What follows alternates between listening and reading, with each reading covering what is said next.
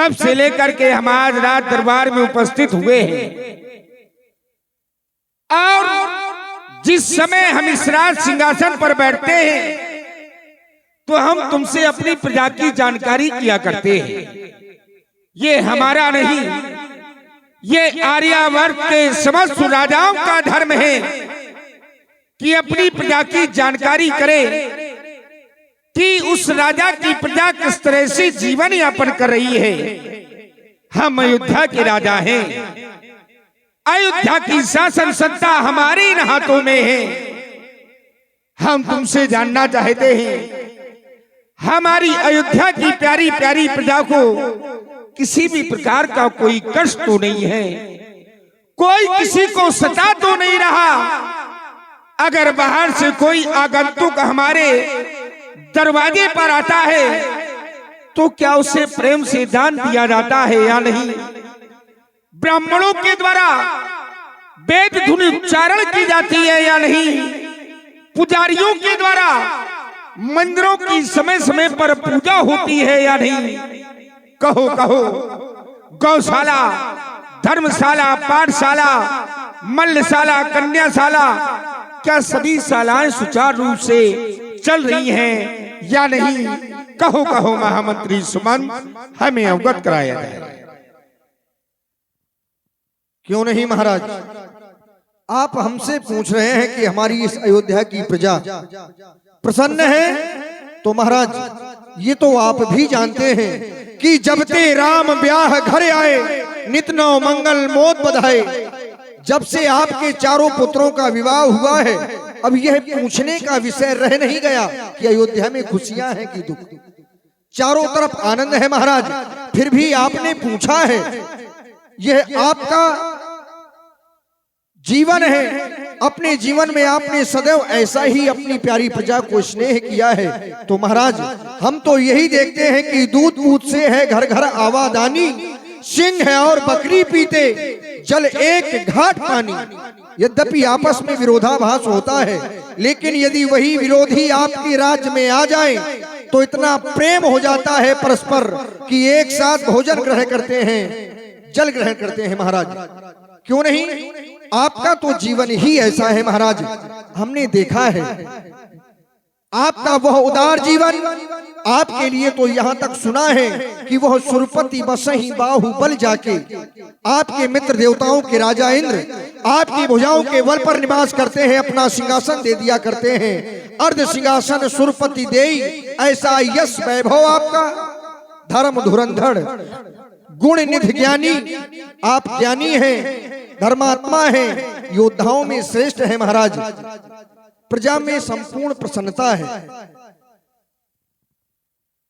तुम्हारी इस बात को सुनकर के अगर राजा दशरथ ये सोच ले कि इसमें बड़ाई राजा दशरथ की है, तो ना, इसमें बड़ाई राजा दशरथ की नहीं, इसमें तो बड़ाई तुम लोगों की है। राजा तो राज सिंहासन पर बैठ करके सिर्फ आदेश करता है, कार्य तो तुम मंत्री करते हो। और जिस राजा के पास तुम्हारे जैसा मंत्री हो, जिसका नाम है सुमंत्र, सु धन मंत्र, सु माने सुंदर, मंत्र माने मंत्रा देने वाला, जिस राजा के पास सुंदर मंत्रा देने वाला सुमंत जैसा मंत्री होगा, उस राजा के राज की प्रजा को कभी दुख नहीं हो सकता। आज विलंब हो रहा था, हम सीधे राज दरबार में चले आए। हमने अपना मुख दर्पण में नहीं देखा। हमें ऐसा लगता है जो हमने ये मुकुट पहना है कुछ टेढ़ा सा प्रतीत हो रहा है। जाओ दर्पण लेकर के आओ।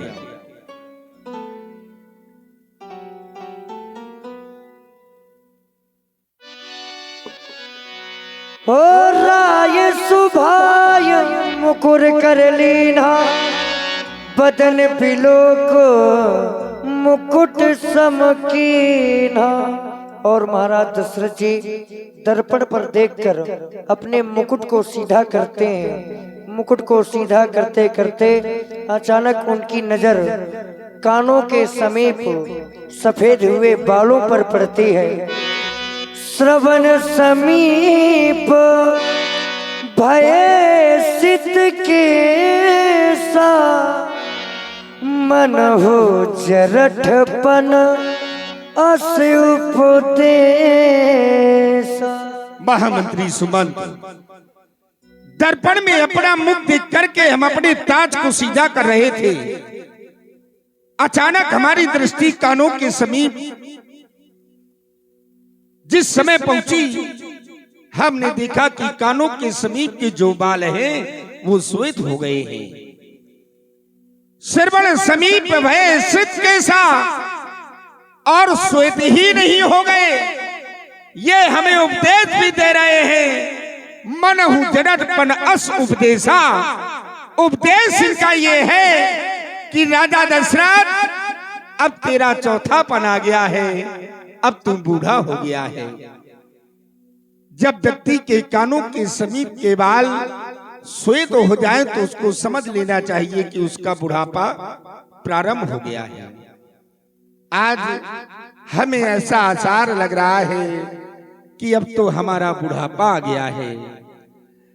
अब तो आसार, महामंत्री सुमन, अब तो आसार बुढ़ापे के नजर आते हैं।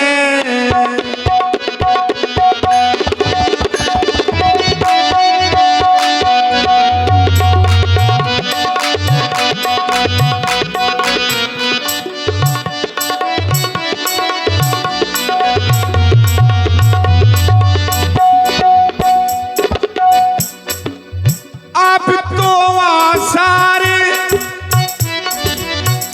बुढ़ापे के नजर आते हैं। अब तो आसार बुढ़ापे के नजर आते हैं।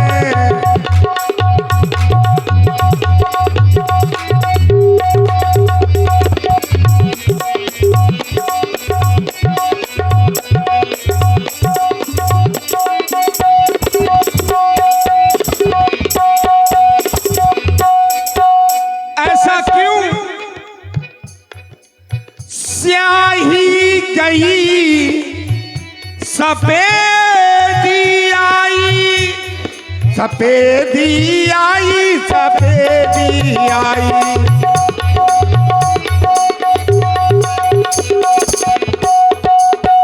जो जवानी रूपी स्याही होती है, अब वो चली गई। अब हमारा चौथापन यानी कि बुढ़ापा आ गया है, सफेदी आ गई। स्याही गई सफेदी आई, सफेदी आई, सफेदी आई।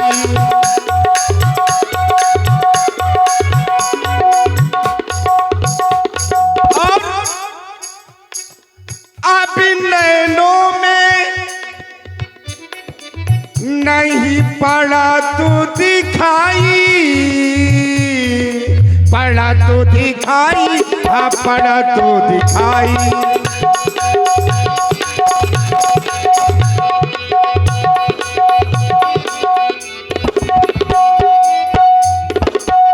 स्याही गई सफेदी आई, अब नैनों में नहीं पड़ा तो दिखाई, पड़ा तो दिखाई, हाँ पड़ा तो दिखाई।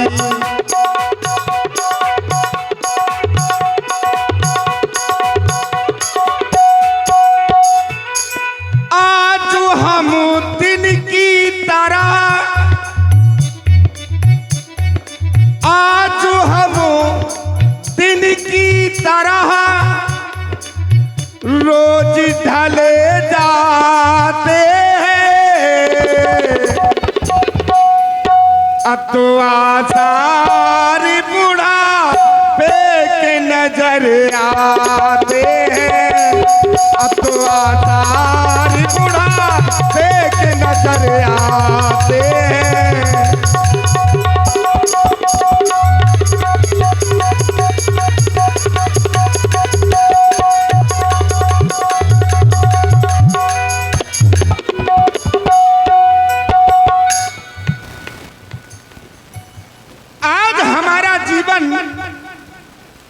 बुढ़ापे की ओर प्रस्थान कर रहा है। आज हमारे हृदय में एक अभिलाषा ने जन्म लिया है। एक सिद्धांत है, जब कोई राजा वृद्ध हो जाता है, अपने पुत्र को रात पार देकर के श्रीमान नारायण का भजन करने के लिए वन में चला जाता है। आज का दरबार यहीं पर समाप्त किया जाए। ये अभिलाषा लेकर के हम गुरु भगवान के पास जाएंगे और उनको अपने मन की अभिलाषा सुनाएंगे। ओ हेलो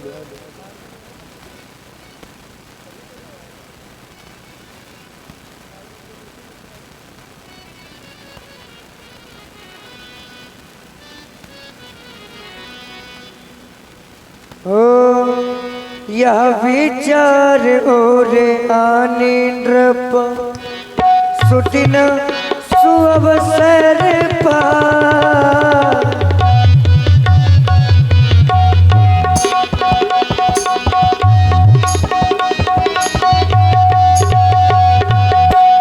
प्रेम पुलक तन मुदित मना प्रेम पुलक तन मुदित मना गुरु ही सुनाए जा ओ रामा गुरु ही सुनाए जा। गुरुदेव भगवान के श्री चरणों में सेवक दशरथ का प्रणाम स्वीकार हो।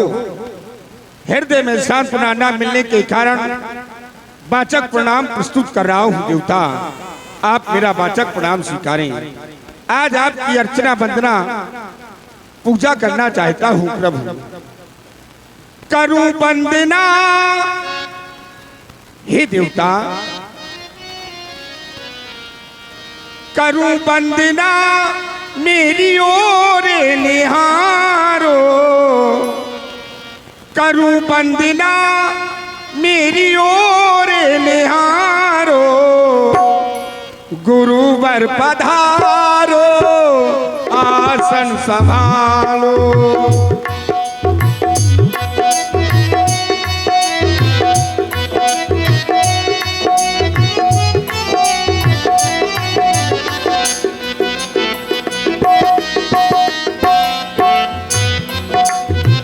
करूं वंदना मेरी ओर निहारो, गुरुवर पधारो पधारो आसन संभालो।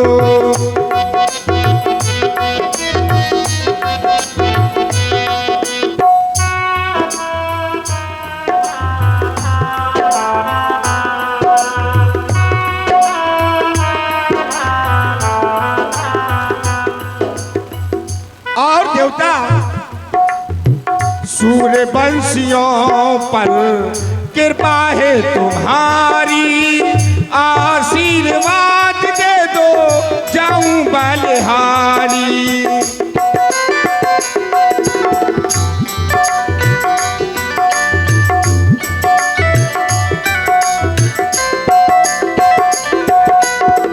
सूर्य वंशियों पर कृपा है तुम्हारी, आशीर्वाद दे दो जाऊं बलिहारी। ज्ञान के धुरीण मुनिवर, ज्ञान के धुरीण मुनिवर, कृपा चरण धारो, गुरुवर पधारो पधारो आसन संभालो।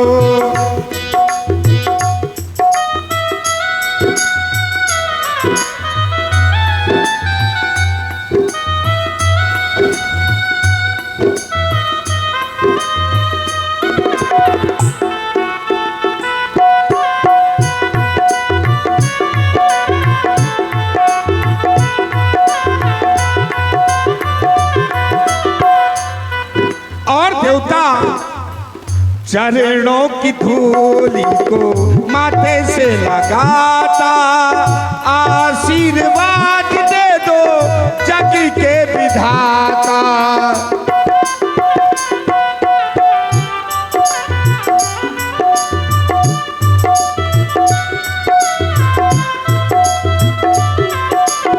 गुरुदेव को तो संसार का विधाता कहा गया है। गुरु ब्रह्मा गुरु विष्णु गुरुर्देव महेश्वरा, गुरु साक्षात परब्रह्म तस्मै श्री गुरुवे नमः। चरणों की धूली को माथे से लगाता, आशीर्वाद दे दो जग के विधाता। ज्ञान के धुरीण मुनिवर, ज्ञान के धुरीण मुनिवर, कृपा चरण धारो मुनिवर पधारो पधारो, आसन संभालो।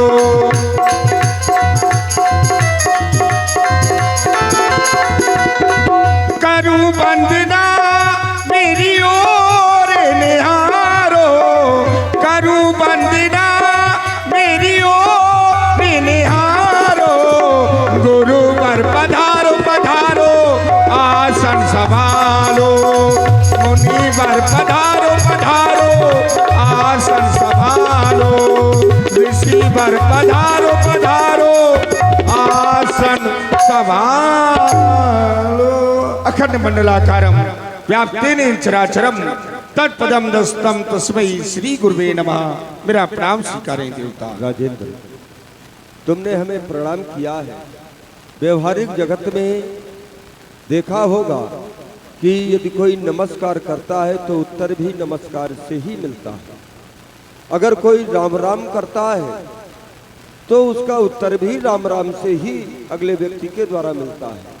लेकिन यदि कोई प्रणाम करता है तो प्रणाम का उत्तर प्रणाम ना हो करके आशीर्वाद हुआ करता है, और आशीर्वाद से प्रणाम करने वाले व्यक्ति को प्रणम के द्वारा 4 वस्तुओं की स्वतः ही प्राप्त हो जाया करती है।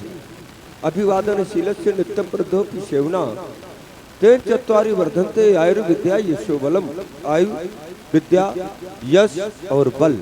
लेकिन मैं देख रहा हूँ कि ये चारों में न्यूनता नहीं है, ये पूर्णता है। पात्र पहले से ही भरा हुआ है।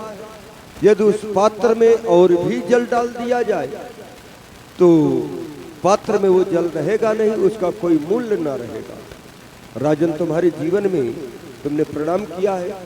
आशीर्वाद देना हमारा कर्तव्य है। जीवन में मंगल और सुख समृद्धि की कामना करते हैं।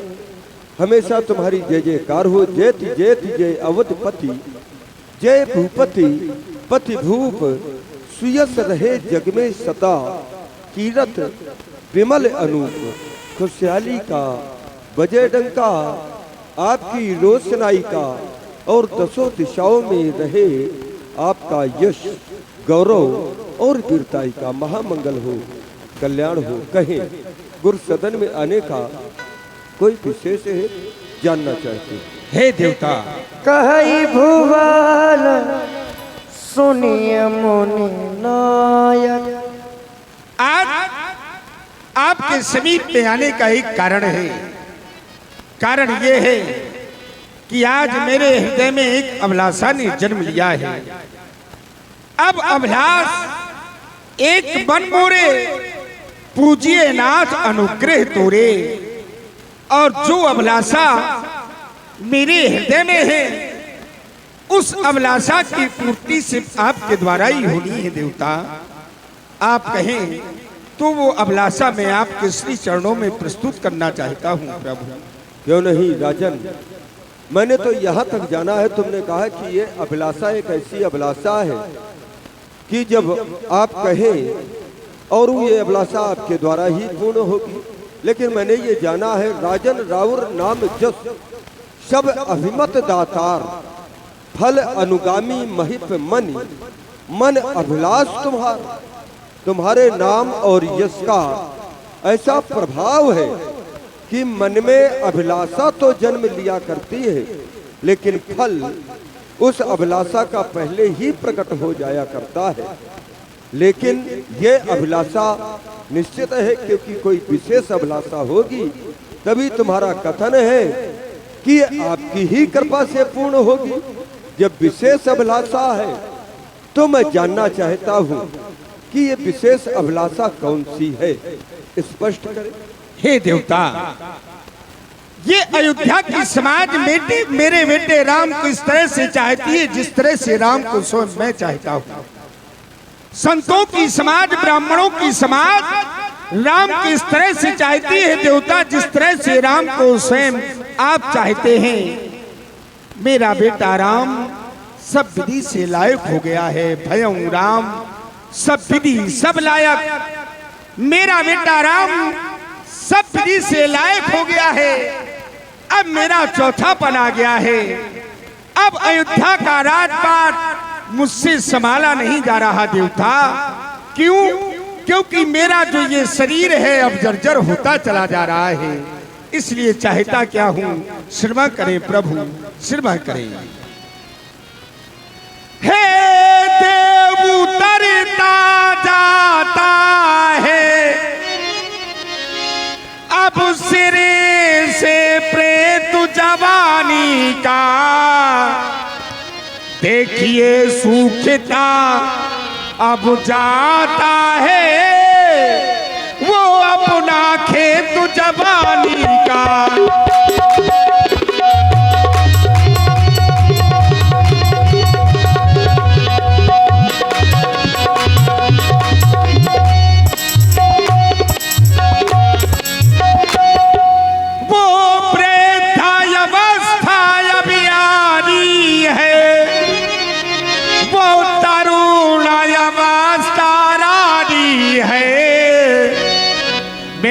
सोने ही अब सोने में हो रही चांद अब चांदी है।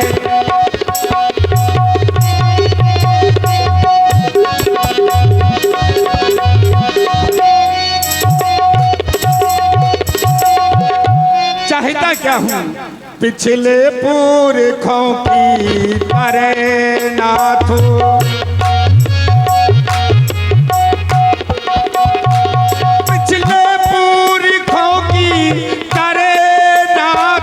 अब मुझे तपोवन जाने दे।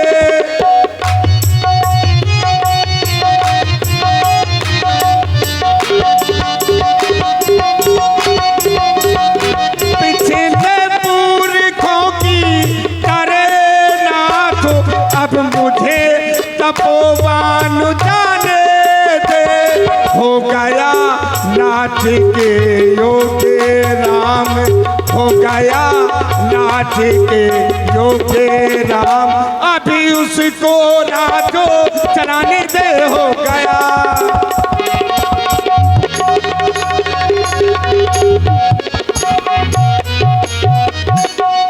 नाथ राम करिए युवराजू, कहिए कृपा कर करिए समाजू। मैं राम को इस अयोध्या का युवराज बनाना चाहता हूँ। यही मेरे मन की अभिलाषा है। कहे दीनानाथ मेरे लिए आदेश क्या है? ये जीवन की अंतिम अभिलाषा है कि इसके बाद और अभिलाषा होगी, क्योंकि जब विवाह नहीं हुआ तो मन में निश्चित है कि अभिलाषा ने जन्म लिया होगा कि विवाह हो गया, उसके बाद पुत्र नहीं, अभिलाषा ने जन्म लिया, भाई पुत्र हो जाए, पुत्र भी हो गए। अब आपने कहा कि अब अभिलाष एक मन मोरे। मैंने कहा कि कौन सी अभिलाषा? तो तुम्हारा विचार प्रकट हुआ कि राम जो ज्येष्ठ पुत्र है उसको अयोध्या का मैं राजपाट दे दूं और मैं तपोवन वन प्रखंड की ओर निकल जाऊं। तो मैंने ये जाना है कि शरीर का तो अंत है, लेकिन जो अभिलाषाएं हैं इनका अंत नहीं, ये अनंत है। शरीर आप सुन रहे हैं महाराज दशरथ जी तथा महर्षि वशिष्ठ जी के बीच में कुछ वार्ता।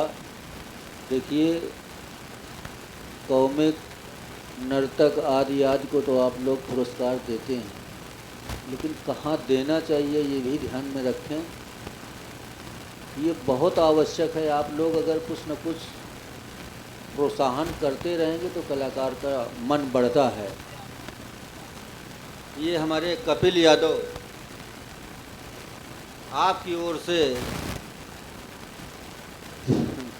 ये 21 मुद्राएं प्रदान की गई हैं। बहुत बहुत धन्यवाद। इस बात का ध्यान रखें, थोड़ा सूनापन लगने लगता है तो आप लोग सुनते भी जाएं और प्रोत्साहन भी करते जाएं। बहुत बहुत धन्यवाद। इच्छाएं अनंत हैं। व्यक्ति के जीवन में एक की प्राप्त होती है, वो सोचता है मुझे 10 मिल जाए, जब 10 मिल जाते हैं तो सोचता है मुझे 100 मिल जाए, और जब 100 मिल जाते हैं तो सोचता है मुझे 1000 मिल जाए। और इसी प्रकार से इच्छाएं अनंत बलवती होती जाती हैं और शरीर का एक न एक दिन अंत हो जाता है, लेकिन इच्छाएं पूर्ण नहीं हो पाती। तुमने कहा कि चलो ये मेरी अंतिम इच्छा, अंतिम अभिलाषा जी। तो राजेंद्र, अंतिम अभिलाषा तुम्हारी जो ज्येष्ठ पुत्र राम को युवराज पद देने की है, ये तो उचित है, लेकिन जो अभिलाषा तुम्हारी है कि मैं वन प्रखंड की ओर जाऊं, वहां पर तप करूं, भजन करूं, तो ये तुम्हारे लिए उपयुक्त नहीं है। कारण एक ये है कि एक नीति है, चौथे पन जाई नृप कानन, राजाओं के लिए एक नीति बताई गई है कि जब बुढ़ापा। भाई ध्यान दें, राहुल डुग्गा जी, उनके द्वारा ये 20 पुष्पमुद्राएं दशरथ जी और वशिष्ठ जी के लिए प्रदान है। बहुत बहुत धन्यवाद साहब। भाई बुढ़ापा आ जाए राजा को तो वन की ओर जाना चाहिए, भजन करना चाहिए, परमात्मा की प्राप्ति करना चाहिए। लेकिन यदि मैं तुम्हारे लिए ये बात कहूं कि तुम्हारे लिए उचित है, तो बात ये होगी कि कस्तूरी कुंडल बसे और मृग ढूंढे बनमाई। कस्तूरी मृग के ही कुंडल में है। और अमित कुमार जी विश्वकर्मा भेड़ी, उनके द्वारा 10-10 पुष्पमुद्राएं, अच्छा 51 पुष्पमुद्राएं वशिष्ठ जी और दशरथ जी के लिए प्रदान है। बहुत बहुत धन्यवाद साधु। भाई मृग के नाभि में ही कुंडल है और वो चारों ओर ढूंढता है उसकी खुशबू से, सुगंध से कि यहाँ है वहां है, लेकिन है उसके नाभि में। कस्तूरी कुंडल बसे मृग ढूंढे बनमाई, वही स्थिति तुम्हारी है, क्योंकि जिसकी प्राप्ति के लिए तुम वन की ओर जा रहे हो वो तुम्हारे घर में ही है। सुन नृप जासु विमुख पछताही, जासु भजन बिन चरण न जाही। जिसके बिना जीव को पछताना पड़ता है, जिसके भजन के बिना जीव को शांति नहीं प्राप्त होती है। भयउ तुम्हार तनय सोई स्वामी, राम पुनीत प्रेम अनुगामी। वही संसार का स्वामी तुम्हारे यहाँ पर प्रेम के वशीभूत होकर के पुत्र रूप में आया है। इसलिए मेरा कहना है कि जो तुम्हारी अभिलाषा है उसमें मेरा पूर्ण समर्थन है, क्योंकि ये विचार उत्तम ही नहीं, अत्युत्तम ही नहीं, सर्वोत्तम विचार है। इसलिए वेग विलंब न करिए नृप, साजिए सभी समाज सुदिन। वही दिन सुंदर दिन होगा, सुमंगल वही समय सुमंगल होगा। कब? जब राम होय युवराज। हमारी ओर से तुम्हें स्वीकृत मिल गई है। अब जाओ जाकर के प्रजा मंत्रियों से मेरा प्रणाम स्वीकार। कल्याण। ओ मुदित महीपत मंदिर आए,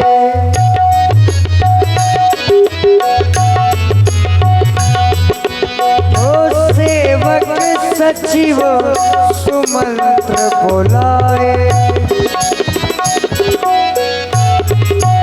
महाराज के जीवन की जय जयकार हो। कही जय जीव शीस तिन्ह नाए, भूप सुमंगल वचन सुना। सेवक सचिव महामंत्री सुमंत गुरुदेव भगवान के पास गया था। मैंने उनको अपने मन की अभिलाषा बतलाई कि मैं राम की अयोध्या का युवराज बनाना चाहता हूँ। गुरुदेव भगवान ने कहा, राजा दशरथ वेग विलंब न करिए नृप साजी समूह समाज, सुदिन सुमंगल तब ही जब राम हो युवराज। वही दिन सुमंगल है जब राम को अयोध्या का युवराज बनाया जाएगा। तो मैं ये चाहता हूं कि सिर्फ गुरुदेव भगवान के कहने से ही नहीं, और मेरे मन में ये अभिलाषा जागृत होने से ही नहीं, मैं चाहता हूं कि जो पाछे मत लागे नीका, तो करऊं हरस ये राम टीका। मैं 5 लोगों का मत अगर होगा कि राम इस अयोध्या के राजा हूं, तब तो राम इस अयोध्या के युवराज बनेंगे, अन्यथा नहीं। मैं तुम मंत्रियों का विचार जानना चाहता हूं। कहो कहो महामंत्री सुमंत, तुम्हारा क्या विचार है? क्यों नहीं महाराज, आप हम मंत्रियों से जानना चाहते हैं कि इस अयोध्या का युवराज श्री राम को बनाया जाए या नहीं। महाराज हमारे हृदय को उद्गार कह रहे हैं कि जियो अवधिपति बरस करोड़ी, आपकी आयु करोड़ों वर्ष की हो जाए। ऐसा इसलिए क्योंकि जग मंगल भल काज विचारा। आपने जिस कार्य को करने के लिए विचारा है उसमें केवल आपका नहीं, अयोध्या का नहीं, इस सारे संसार का कल्याण है। जग मंगल भल काज विचारा, वेगिए नाथ न लाइए मारा। ऐसे कार्य को करने में विलंब नहीं करना चाहिए महाराज। फिर आप कह रहे हैं मैं चाहता हूं, ऐसा तो श्री गुरुदेव भगवान भी चाहते थे कि जो पांचे मत लागे नीका। लेकिन मैंने जब अयोध्या की प्रजा को देखा महाराज, हम मंत्री हैं और जैसा देखते हैं वैसा हमें आपको अवगत कराना ये हमारा कर्तव्य बनता है।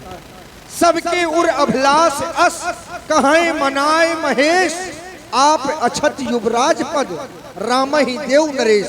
मैं देखा करता हूं कि अयोध्या के जो नर नारी हैं वो अपने हृदय में भगवान शंकर को मनाते हैं और ऐसा विचार करते हैं कि वह दिन कब होगा जब अयोध्या के सम्राट राजा दशरथ ये सिंहासन, ये सम्राटी ताज अपने ज्येष्ठ पुत्र राम को देंगे। फिर भी हम अपने नेत्रों से देखना चाहिए। अवश्य एक बार सभी लोग तालियां बजाकर और जयकारा बोलकर इस बात का प्रमाण दें कि आप राम जी को अयोध्या का युवराज बनाना चाहते हैं। बजाएं सभी लोग तालियां, कोई न रह जाए जो हृदय से चाहता हो। बोलिए प्रभु श्री रामचंद्र की। विश्वास हो प्रतीक्षम संप्रमाण। अब तुम्हारे लिए एक कार्य है, तुम गुरुदेव भगवान के पास चले जाओ, उनसे कह देना कि महाराज ने कहा है कि रास तिलक में कौन कौन सी सामग्रियां लगनी है, सो एक तालिका में अंकित करवा करके ले आना और उनके श्री चरणों में मेरा एक निवेदन कहना। निवेदन महाराज? निवेदन ये है कि राम अभी छोटा है, राम कभी राजा बना नहीं, युवराज बना नहीं, इसीलिए राजा राम के भवन को चले जाएं। राजा के क्या नियम और संयम होते हैं ये जाकर के राम को बतला दे और शिक्षा दे। अवश्य महाराज। हो तब नर नार वशिष्ठ बोलाए, राम धाम सिख देना। श्री गुरुदेव भगवान के चरणों में सेवक सुमंत का प्रणाम स्वीकार हो। राजमंत्री सुमंत्री जी तुम्हारा महामंगल हो। कहे गुरुसदन में आने का कोई विशेष कारण? अवश्य देवता कारण ही है। आपके आदेशानुसार हमारे महाराज ने अपने ज्येष्ठ पुत्र राम को अयोध्या का युवराज बनाना सुनिश्चित किया है। प्रजा वर्ग का भी यही सम्मत है।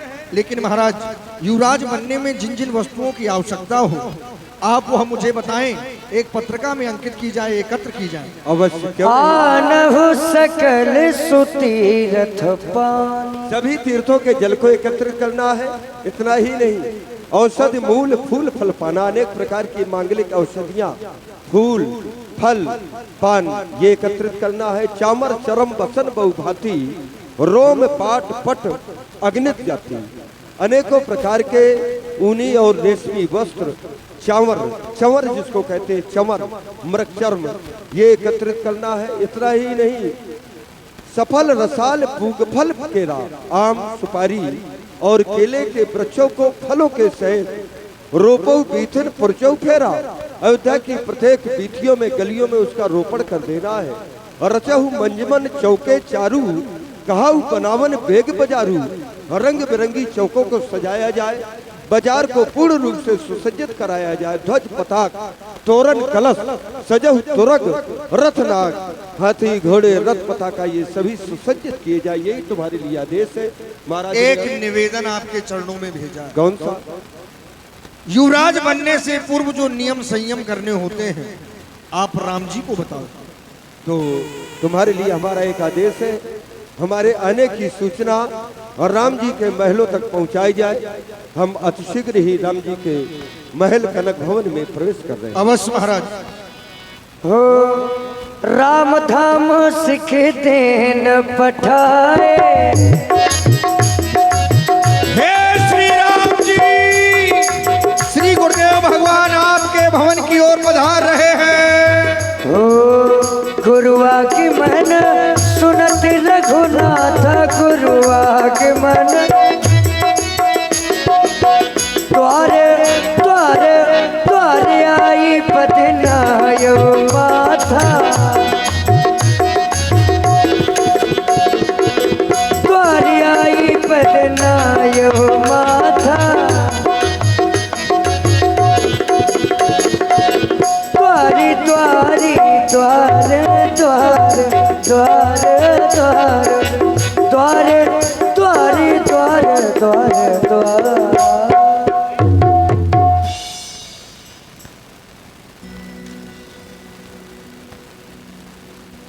सेवक के द्वारा हमें अभी अभी सूचना प्राप्त हुई जान के कि हमारे मुख्य द्वार में श्री गुरुवर का आगमन हुआ है। और रोहित ठेकेदार जी, उन्होंने व्यास पेट पर 10 पुष्प मुद्राएं हमारे लिए भेंट की हैं। बहुत बहुत धन्यवाद, साधुवाद। और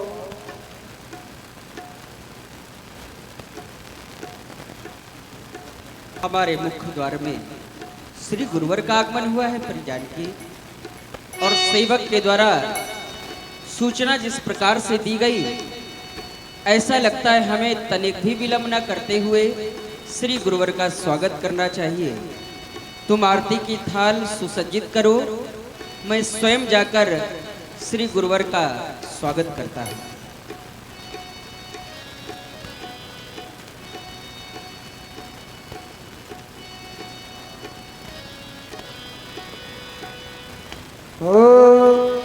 द्वारी आई पदनायो माथा,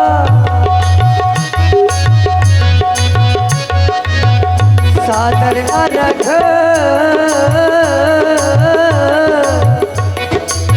सादर अर्घ ते घरियाने, सादर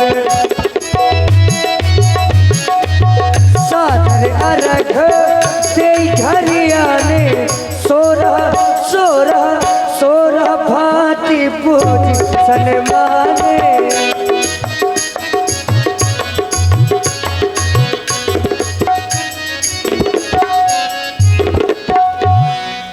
कहे चरण सिय सहित बहोरी, बोले राम कमल कर जोरी, कमल कर जोरी। जब ये मानो अपने जीवन को पाकर के और अपने जीवन में कभी कभी ऐसे अवसर को प्राप्त करता है तो अपने आप को बड़ा भाग्यशाली और सौभाग्यशाली समझता है। आज उसी बात ये राम भी अपने जीवन का सौभाग्य ही समझ रहा है, जो आप स्वयं राम के गृह में आए और राम के भवन को पवित्र किया। आज गदगद हृदय एवं हर्ष विह्वल वाणी के द्वारा यह कृतार्थ राम आप जैसे महान अतिथि का आतिथ्य भाव करने का पूर्ण मंगल में सुअवसर दर्शन प्राप्त कर रहा है। द्रुत सहज स्थिति में ऊपर से नीचे की ओर विलय होता है, और आज इस राम का मस्तक इस तरह विलय हो रहा है मानो आज जीवन ही कृतार्थ हो गया हो। सेवक के सदन में स्वामी का आगमन मंगल का सूचक और अमंगल का नाशक होता है। आपके चरणों में कोटि कोटि वंदन कलावती।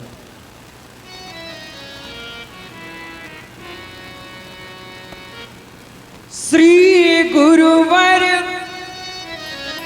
महाराज जू, तुम तक मेरी डोर।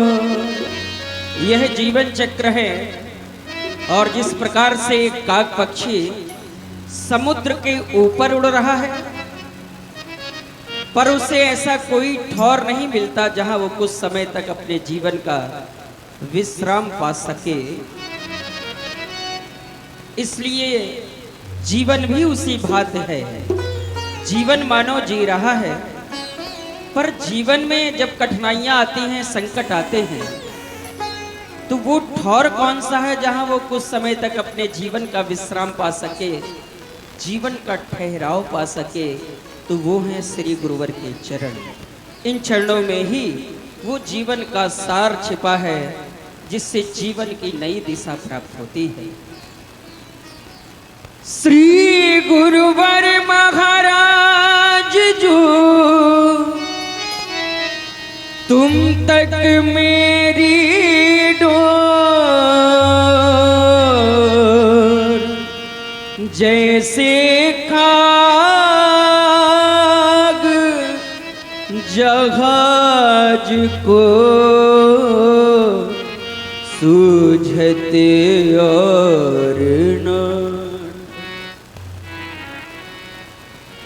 कहे मुनिवर की प्रभुताई, अहम सब चूर हो जाए। जीवन में जब कभी मानव को अहंकार हो जाता है कि जो भी पाया है मैंने अपने जीवन में अपनी शक्ति और अपने बल के माध्यम से पाया है, तो उस अहंकार का नाश तभी होता है जब श्री गुरुवर का सानिध्य उसे अपने जीवन में प्राप्त होता है। कहे मुनिवर की प्रभुताई, अहम सब चूर हो जाए। काम मद क्रोध अरु मद लो, काम मद क्रोध अरु लो, हृदय से दूर हो जाए। काम मद क्रोध अरु लो, हृदय से दूर हो जाए।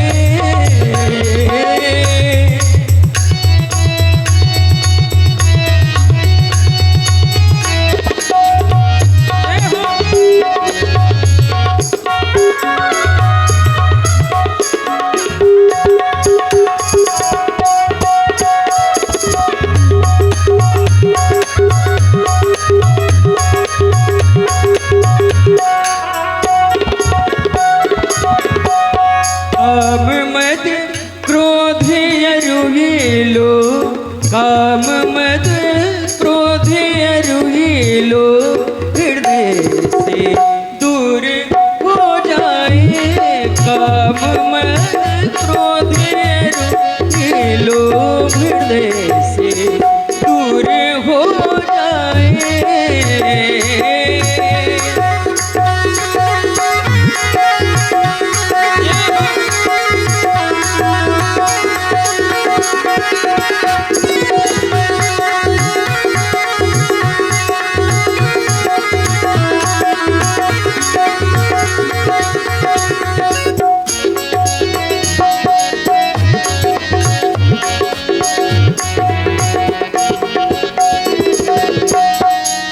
और कहा गया, भगत की सुच कली खिलती, भगत की सुच कली खिलती, शरण मुनिवर की जाने से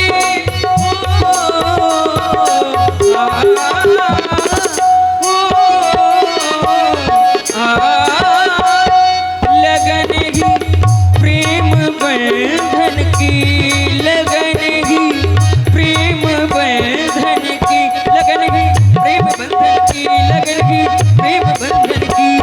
सुधर जंजीर होती है, सुधर जंजीर होती है।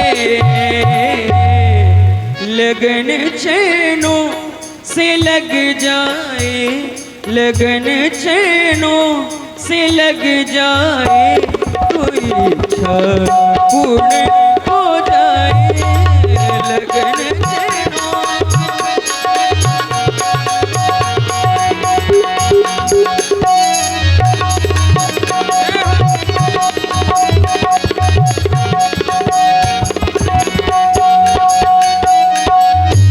और बड़ी ही सुंदर प्रस्तुति को हम सभी लोग श्रवण कर रहे हैं। इस कार्य को सफल बना दे।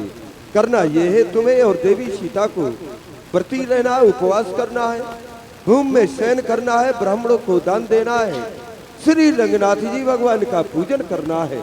बस यही केवल नियम और संयम बतलाने के लिए तुम्हारे कनक भवन में मैं उपस्थित हुआ हूँ।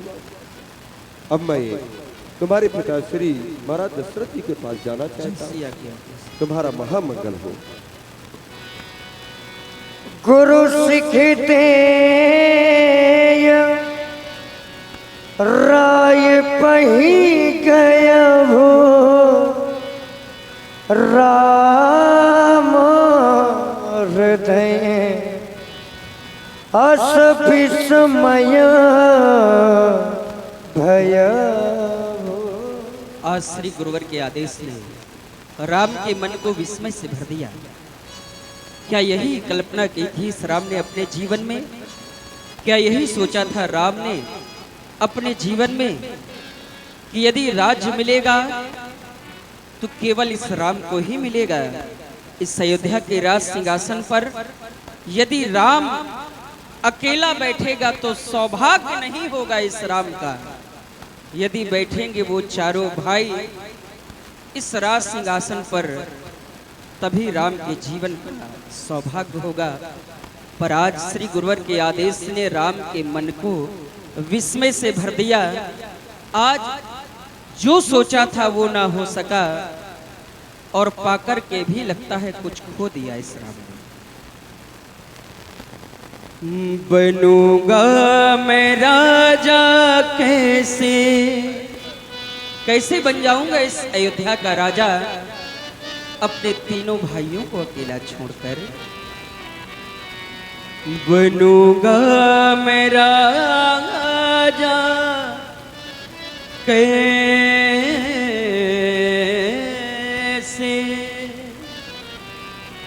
बनूंगा मैं राजा कैसे, मन में मेरे संवेदना। बनूंगा मैं राजा मन में मेरे संवेदना। भाई नहीं है दो दो, भाई नहीं है दो दो, मन मना। बनूंगा मैं राजा कैसे, मन में मेरे संवेदना।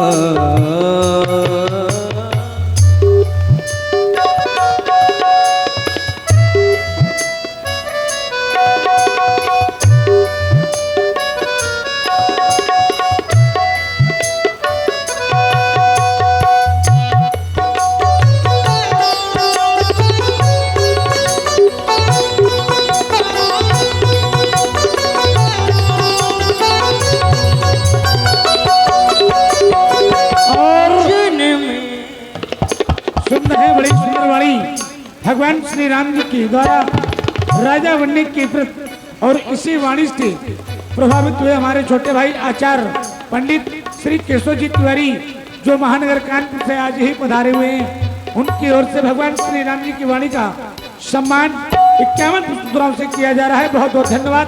साधुवाद। जन्म एक संग सब भाई, जन्म एक भोजन शयन के लीलर काई, के लीलर काई हो। चारों भाई राजा होगे, चारों भाई राजा होगे, थी कल्पना। बनूंगा मैं राजा कैसे, मन में मेरे संवेदना। बनूंगा मैं राजा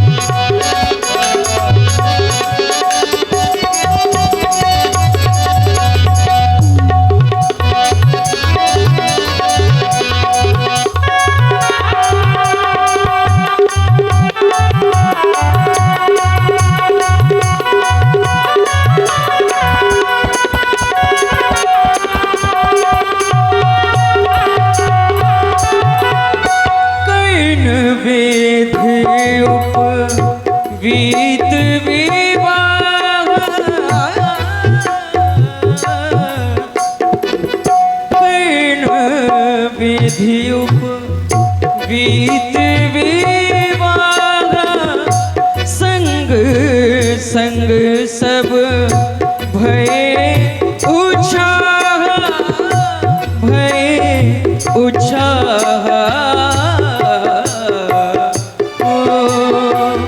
चारों भाई राजा होंगे, चारों भाई राजा होंगे, थी कल्पना बनूंगा मैं राजा कैसे, मन में मेरे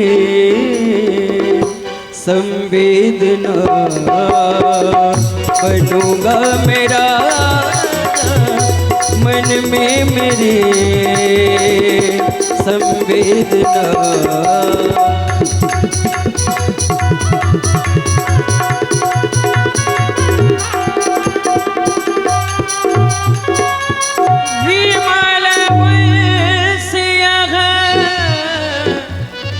अनुचित को अनुज बिहाय, बड़े अभिषेक को बड़े अभिषेक को बड़े अभिषेक को। हमारे मन की बात अनुचित। और इधर सभी अयोध्यावासी कह रहे हैं कि कल कब हो जब प्रभु श्री रामचंद्र जी राजा बने, उसके पूर्व होते ही अवसर आए लखन मगन प्रेम आनंद, सनमाने प्रिय वचन कही रघुकुल कैरव चंद। प्रत्येक व्यक्ति के एवं प्रत्येक मानव के जीवन में अवसर आता है, लेकिन व्यक्ति उस अवसर का लाभ नहीं उठा पाता। ठीक ऐसा ही अवसर एक बार भगवान शंकर के जीवन में आया तो ऐसे ग्रंथ की रचना हो गई जो आज भी सर्वोपरि है। आज ठीक ऐसा ही अवसर आज इस लक्ष्मण के जीवन में आया है, जहां एक साथ तीन क्रियाओं का प्रयोग हो गया। मगन प्रेम आनंद, मगन भी है आनंद भी है, क्या परमानंद की प्राप्ति करना चाहता हूं। जिस चीज की कल्पना जय लक्ष्मण जीवन पर्यंत से करता चला आ रहा है कि कब मेरे आराध्य श्री राम जी राजा बनेंगे। आज राम राज्य है, समाज में बढ़े चलो, विधि के विधान को सुजान से गढ़े चलो। आज राम राज्य है, समाज में बढ़े चलो। चलो हमें भैया से मिलना चाहिए।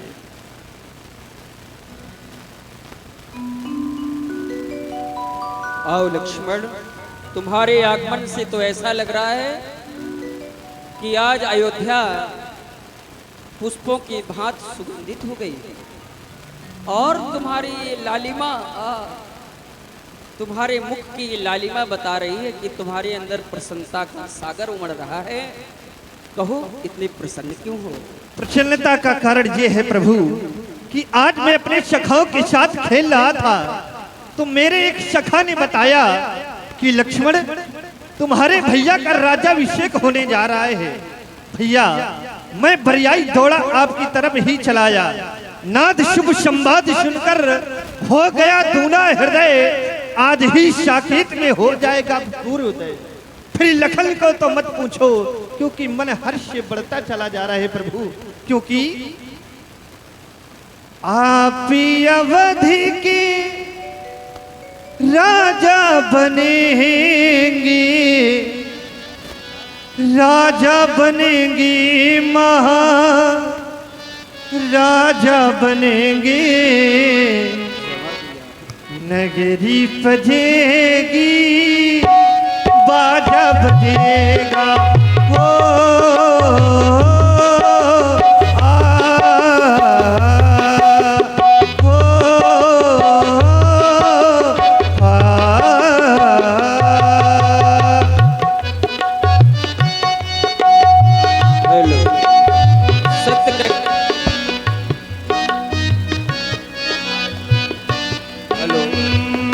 आप अवधि के राजा बनेंगे, बनेगी, महाराजा बनेगी, नगरी बजेगी, बाजा बजेगा। ओ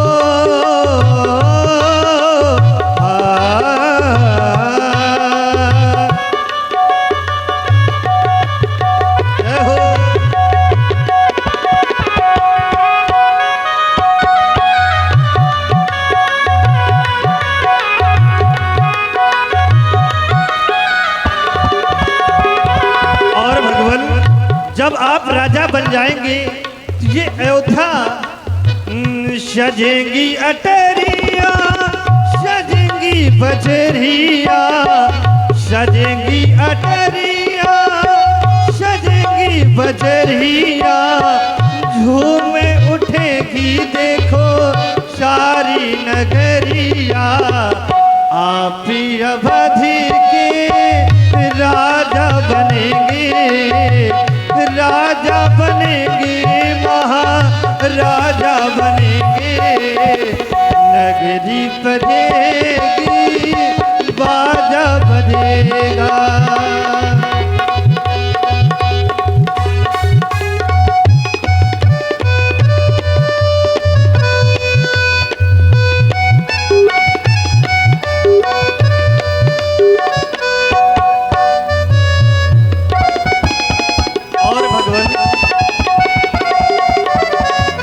सबसे पहले प्रभु नैना खुलेंगे, सबसे पहले प्रभु नैना खुलेंगे, सबसे पहले प्रभु आपको लखेंगे, नगरी बजेगी, बाजा बजेगा, नगरी बजेगी, बाजा बजेगा।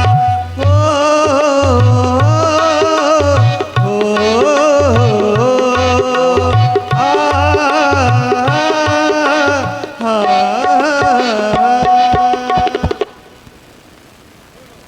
हेलो।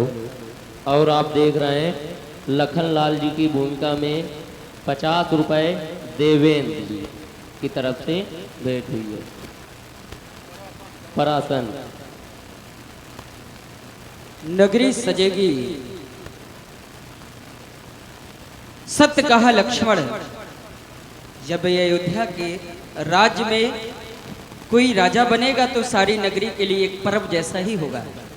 और तुम जितना प्रसन्न दिखाई दे रहे हो, जब तुम स्वयं में एक हो करके इतने प्रसन्न हो, तो ये सारी जो अयोध्या नगरी है और यहाँ के प्रजा प्रवासी जब ये प्रसन्न होंगे तो फिर कितना कोलाहल होगा।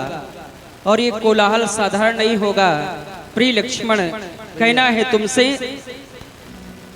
कि नगरी झूमेगी, कोयलिया कुहकेगी, हो मेरा शत्रुघ्न और मेरा भरत अभी मेरे पास नहीं है, बस कष्ट इस बात का है। सुंदर कि नगरी झूमेगी, कोयलिया कुहकेगी, कि नगरी झूमेगी, कोयलिया कुहकेगी, वो मेरे भ्रात कहाँ छोटे दोनों, ये अखियाँ तरसेंगी, ये अखियाँ तरसेंगी, कि नगरी झूमेगी, कोयलिया कुहकेगी।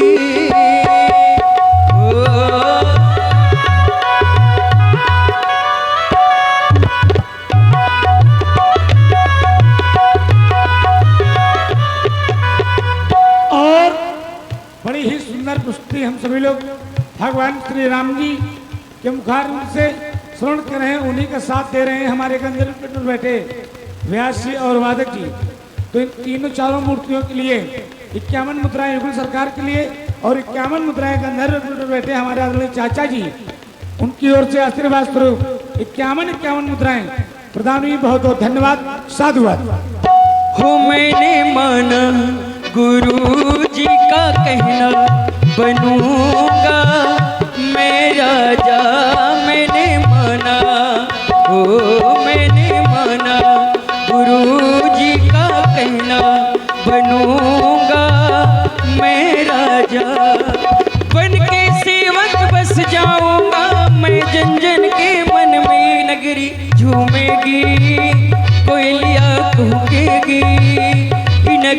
झूमेगी, कोयलिया कूकेगी। ओ मेरे भ्रात कहाँ छोटे दोनों, ये अखियाँ तरसेगी, ये अखियाँ तरसेगी।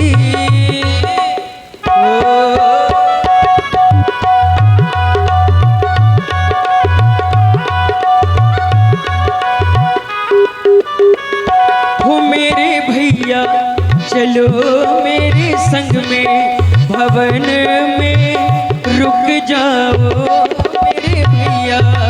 ओ मेरे भैया चलो मेरे संग में, भवन में रुक जाओ।